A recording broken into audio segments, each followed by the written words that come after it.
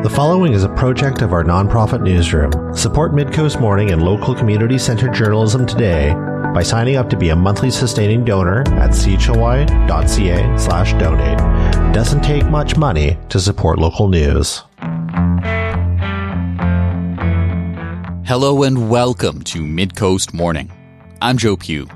Nanaimo is looking to ban the sale of invasive plant species at shops in town.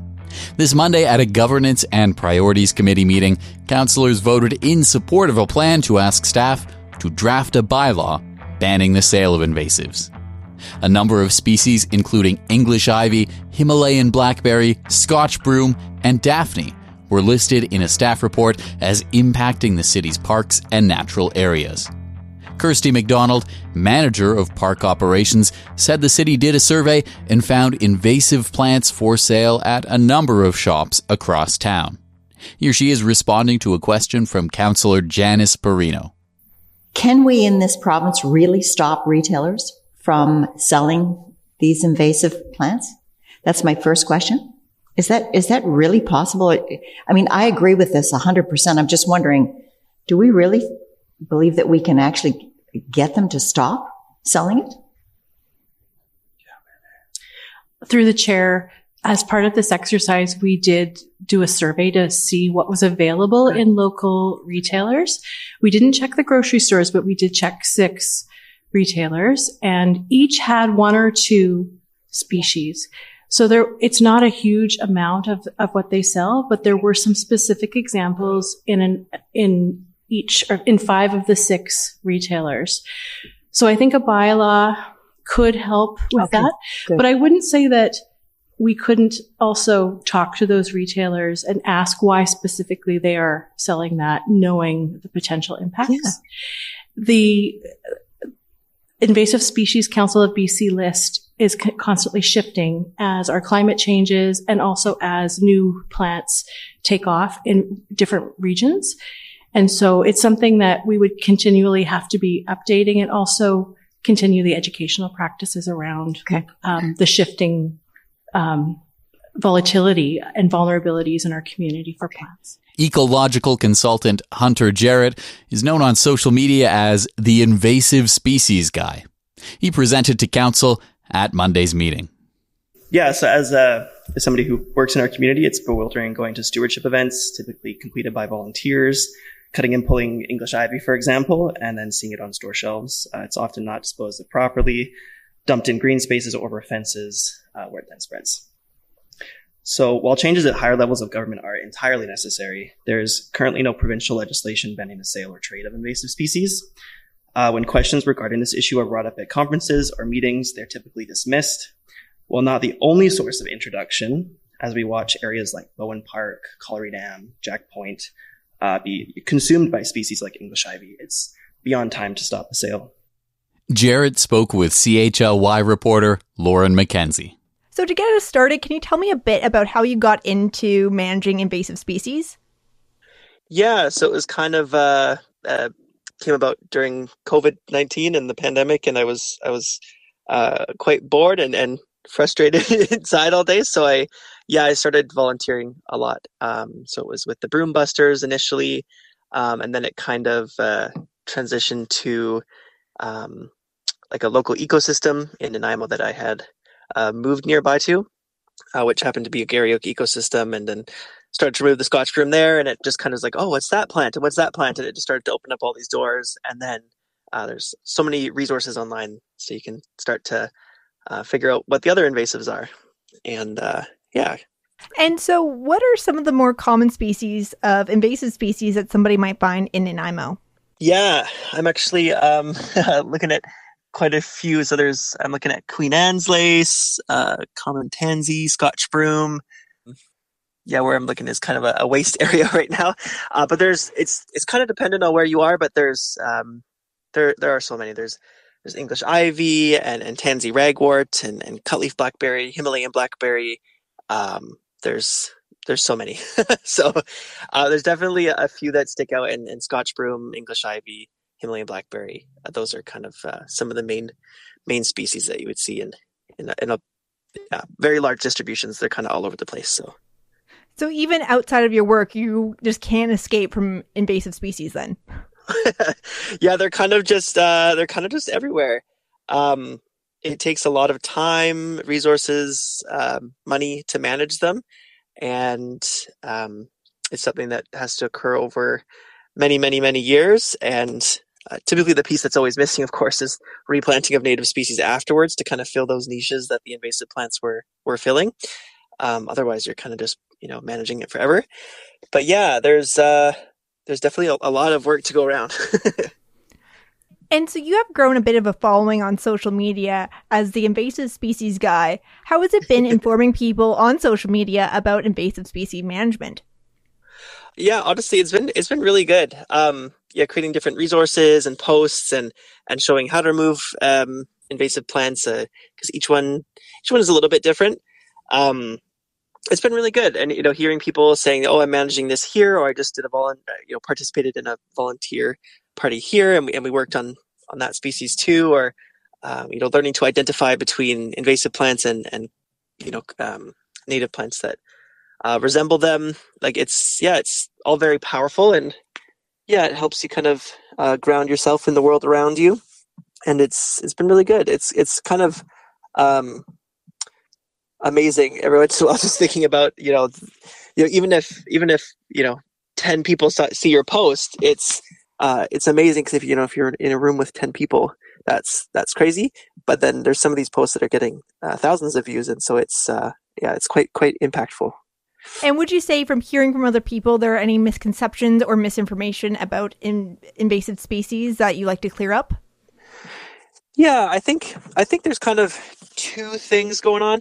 I think the replanting, of course, is critical, and that's something that we need to be doing more of. We need to be growing more native plants, more like diverse native plants that are local to your specific communities, and replant them after invasive species management. It's just like more or less pointless if you don't, unless it's one of these like crazy priority invasive species that are just kind of touching foot into the province. But the other thing, of course, is invasive species are typically a symptom of a much larger problem, and that is disturbance across the board. And we can call it habitat fragmentation or destruction, degradation, modification. We can call it all these sorts of different things, but it's disturbance at the end of the day. And invasive species thrive under disturbance conditions. And so, if we're managing it in a park or somebody's property, it's about removing those disturbance conditions. So this might look like people and their pets going off trail and compacting the soil. It's so many different things. It could be like off-roading. It's about removing those conditions, and it's not the only cause. And once they're kind of there, they're going to continue to spread. And sometimes they even modify the habitat to make it easier for them to spread. But yeah, that's kind of the disturbance discussion and replanting of native species afterwards. You spoke at the governance and priority meeting about wanting to see the city of Nanaimo ban the sale and distribution of certain invasive species. How do you think this will help the current invasive species problem? Yeah, I think it's going to be really helpful. It's we are managing invasive species. They are present here. They are spreading, and them being commercially available is just one source of introduction. But the horticultural trade in general is generally where all of these new invasive species are coming from, and so it won't address every single invasive species. There's kind of a set list that we're able to regulate. It's a great start. Of course, if that list gets updated, then a bylaw that we write would then, I guess, depending on the way it's written, would then get updated too.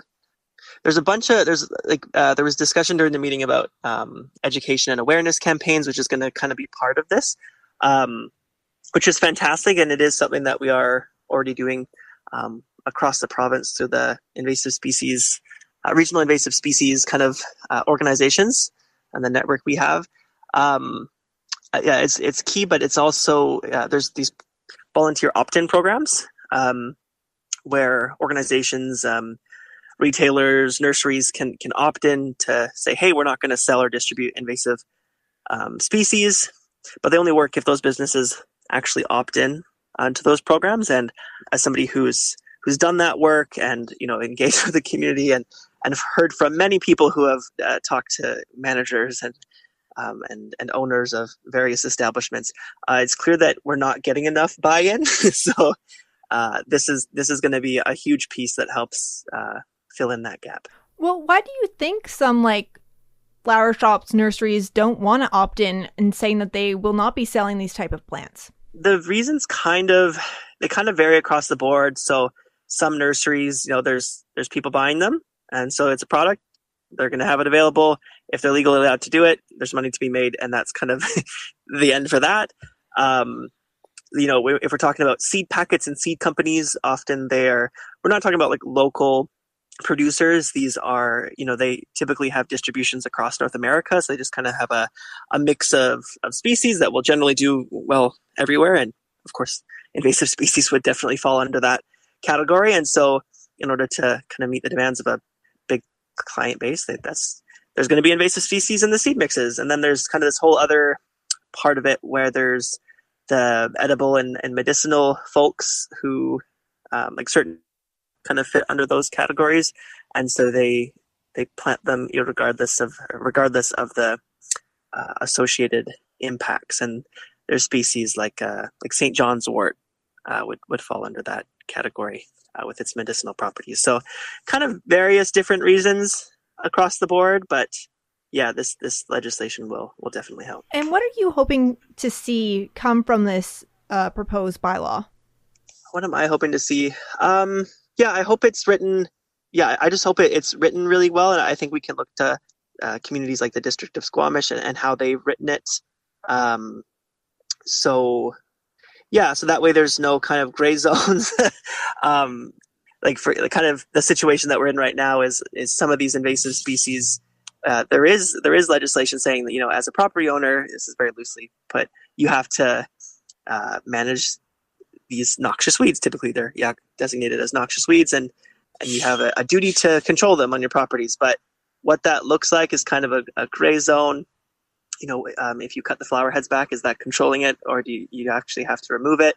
And then of course the stipulation of there's no legislation banning the sale, so you have to manage it, but you can still go buy it at the store. It's just very confusing. So I hope that it's written really succinctly. So you have mentioned Squamish, as well as there are other communities such as Oak Bay that have done similar bylaws. So do you think if the city of Nanaimo was to make this new bylaw, more communities might follow in doing things such as banning the sale of invasive species in their communities? Definitely. Yeah, I know a lot of people have reached out to me, and I know there's somebody kind of in the Comox area watching, and somebody in Parksville, and there's other communities watching kind of what came of this, and I think they're just they were waiting to see what would happen so that they can begin to do the same. And I hope it happens across the province, but I really hope it does happen in southwestern British Columbia, at a minimum I'll say the coastal region, just given our climate and how many different invasive species can survive here. A lot of them that can survive here are not present or not as abundant in other areas of the province that have more harsh winters, for example. So yeah, I think especially given how environmentally aware people in southwestern British Columbia are, I feel that we'll see a lot of changes kind of across the board in the coming years. Mm-hmm. Do you think there's something that the province can do to do similar things, such as ban the sale of invasive species across the whole province? Yeah, I feel like that's a no-brainer. Basically, we have to operate within the legislation that we currently have, and basically the municipal level is where it's at.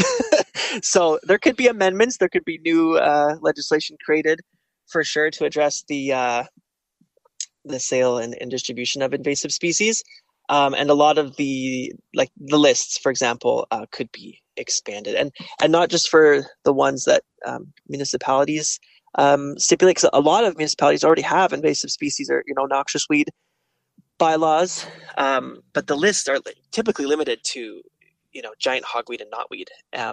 So maybe there's a few others in there, and so kind of increasing those. I guess that's less about the selling, but more about the managing in that regard. But yeah, updating the lists and the specific list that municipalities have the power to control, as there's some invasive species that kind of fall through the gaps, from my understanding. So, what would you say to somebody who might like the look of English ivy and just like, but I want to have it as an indoor plant? Is there anything wrong with keeping these type of plants inside? Yeah, I mean, if they were, because often English ivy is advertised as a tropical indoor plant. If it was staying inside and only inside as it was advertised, we'd have no problem. But they're often not. And one source of introduction is people think it's dead, and then they'll just throw the whole pot, often with the pot included, in the backyard or maybe over their fence. And then, of course, it's not really dead. And it just keeps going and going and going. So, yeah, if somebody, even, I was talking about this with somebody today, English ivy as a ground cover. There are so many other ground covers that you could try, that will function in similar ways. You could spread self-heal seeds or yarrow, for example. People have a lot of yarrow already mixed in with lawns, for example. You just never see a flower because it gets mowed. There's species like small leaf blinks or yerba buena, kind of depending on how much moisture and shade your site receives. But there's so many other alternatives that are much more beneficial, that won't create monoculture forests that are not suitable for wildlife. So what you're saying is, although it's fine inside, people should just find a better, prettier, non-invasive plant. Yeah, I would say that. And I would also say that you're getting ripped off. You can basically take a cutting of English ivy, and as long as there's a little root attached, put in a pot, and it'll survive. And then some of these hanging baskets with English ivy are like upwards of $20+. So you're getting ripped off for a plant that's basically found everywhere for free. Invasive species management and removal can be a lot of work. So what would you say to the average person who wants to help curb the spread of invasive species in our community? Yeah, there's so many different environmental organizations, we'll say, that are actively removing invasive species, and they may not be posting about it. It like on social media, it depends on the resources they have available, but it's happening all over the place all the time. Whether it's NGOs or even neighbors and stuff, they'll put together community work parties to manage invasive species. It's often entirely volunteer run. And so this is, I want to say that the invasive species management kind of across the board, unless you're maybe in forestry operations or let's say like resource extraction, it's typically volunteer run. Maybe somebody who's coordinating the event will get paid, but everybody else is volunteer. So invasive species management is like really dependent on volunteer efforts. And there has been, a lot of really great success stories. I would say like definitely the most successful stories have been on islands. Islands are very easy to manage, and typically the smaller the island, the better. A lot of these invasives will be here forever, but we can really choose the areas that we want to conserve and protect and focus our efforts there. So different parks and conservation areas, parks with species at risk in them, for example, are typically priorities. So, yeah. Well, Vancouver Island is an island, so there's still probably hope for us then. Maybe for some species, but definitely not for some like Scotch Broom. If you ever, there's some valleys that have been cleared, and forestry operations have cleared the valleys, and it's just a sea of yellow for as far as you can see. So situations like that, maybe the trees grow back and shade it out over time, but it's with a species like that has seeds that last for decades and decades in the ground. It's quite grim, but at the same time, it is manageable when you have the community come together and there's a collective mission. We're going to clear it from this area. We're going to clear it from this park. We're going to clear it from this island, and then commit to that. Ecological consultant Hunter Jarratt speaking with CHLY reporter Lauryn MacKenzie. Jarratt presented to Nanaimo City Council at a Governance and Priorities Committee meeting where Council took steps toward asking staff for a bylaw to ban the sale of invasive plants. Midcoast Morning is made possible by the Community Radio Fund of Canada and generous listeners like you. Support and grow our nonprofit newsroom project today at chly.ca/donate with a monthly or one-time donation. With your support, we can expand Midcoast Morning from 2 to 3 original programs per week to cover local news, current affairs, and arts and culture. BC's Minister of Housing responded to being called out by members of Nanaimo City Council. At the most recent regular council meeting on Monday, June 16th, council discussed a letter from Housing Minister Ravi Kahlon. In the letter, Kahlon said he was unable to meet to discuss funding daytime shelter services in Nanaimo. Here's the segment from the council meeting. The next item is correspondence, dated 2025, June 10th, from Honorable Ravi Kahlon, Minister of Housing and Municipal Affairs, refunding for daytime drop-in spaces and programming for unshackled individuals in Nanaimo. I must say I'm not overly happy with the response, but not entirely surprised in the circumstances. I don't know if Council wishes to comment further or say anything with respect to this. We do hope to meet with the Minister, though, at the UBCM and have further discussions with him. Councillor Eastmere. Thank you. Yes, I guess I am also disappointed in this response from the Minister, because we had met with him early in our term and talked about having sort of an open working relationship around being able to discuss issues related to housing and shelters. And when the drop-in hub opened this winter, the Discourse wrote an article about it, and in that, the Minister was quoted as saying that if City Council was able to identify a location where a permanent drop-in hub could be built, he's open to conversations with the city about the possibility of a permanent purpose-built facility in the city, and agreed that we need to get people indoors and have support. And he said that if they have sites, let's have that conversation. So really the intent of sending this letter was to have that conversation. So to have him tell us that he's not able to have that conversation is frustrating. So I look forward to meeting with the Minister at UBCM and continuing to keep an open and respectful relationship. And, we're obviously here and ready and willing to talk and to bring the resources to the table that we can as a municipality. But we really need legitimate, meaningful partnership and action from the province on this. And that was what we were asking for with this letter. So it's more work to be done on this, I guess. Thank you. Councillor Himmons. Yeah, thank you. I don't think I have anything to add. I just want to thank Councillor Eastmere for her discretion in framing it as she has. I think this is really quite, it's verging on comical. When we hear through the media that the Minister is interested in potentially meeting with us, we reach out to the Minister's office and the Minister says thanks, but no thanks. I find this incredibly frustrating, and I'll just leave it there. Thank you. I have to say something in defense of the Minister, because his letter does point out that we've got 50 hearth spaces at Terminal. We implemented 50 soon at 1300 Island Highway, another 78 at Nelson.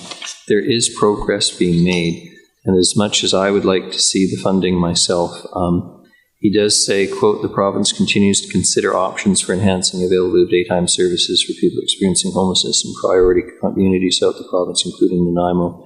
And I think we have to be mindful of the provincial debt and deficit about which many folks are commenting. I'll take it as something optimistic. You're welcome to say something further, Councillor Himmons. Thank you. And it would just be that I agree there is progress being made. That is excellent. Our staff are working night and day on this issue around Heart and Hearth.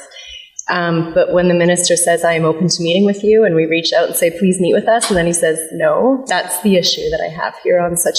I also know that the South End Community Association is meeting with our MLA, and so I'm just around the hub specifically, and so I'm just curious, at what point do we get some attention on this? Thank you.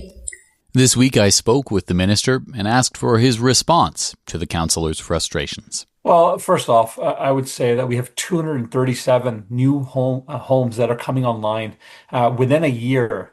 That's $30 million of investment in Nanaimo. Nanaimo's had some of the highest per capita supports for emergency response housing, higher than every other community in the province. And so I appreciate that a few councillors will have an endless list of dollars that they want for different projects in the community. And that's fine. Their job is to do that advocacy. But they should also know that they also get requests from people in the community to spend those dollars. And they also have to make decisions on what their budgets are and what is available. And I hope they keep that in mind when they make their decisions in future. And the message I gave to the community was, if you want housing, tell us where, and we will invest in it. And what they're trying to find is daytime spaces for people to be able to gather. So it is apples and oranges. And that's not what I said. And my message always been to the community, if you want housing, tell us where you want it. And Nanaimo has stepped up. And we have 4 projects, 50 units have opened up, and we have close to 150, if not more, new units that are opening up in the next probably 3 or 4 weeks. And that's huge. So I'm grateful for the mayor, for his leadership. I'm grateful for the council to come forward. And future requests will have to go through the lens of, other communities asking for dollars as well. And that was what I was saying in the letter. And, I'm proud of the work we've been able to do with Nanaimo. I think when these units come online, it will be making a significant change in the community. And I also appreciate that, of course, councillors will continue to ask for whatever projects that they think are important for their community. And we'll find that balance as we go forward. BC's Minister of Housing and Municipal Affairs, Ravi Kahlon. That's our show for the day. Thank you for joining me. I'm Joe Pugh, host and producer of Midcoast Morning. Jesse Woodward is our executive producer, and RB Frew is our technical advisor. You can sign up for CHLY's newsletter at chly.ca/subscribe. If you have a story you'd like us to cover, email us at news@chly.ca. Our theme song is First One by local Nanaimo band Waste Management. That's all for now. I'll talk to you on another Midcoast Morning. Midcoast Morning would not be possible without the funding of the Community Radio Fund of Canada's Radio Meters program and listeners like you. Midcoast Morning is a project of CHLY's nonprofit newsroom. This program acknowledges and gives thanks to the Nanaimo First Nation as we broadcast and podcast from their traditional territory. Thanks for listening.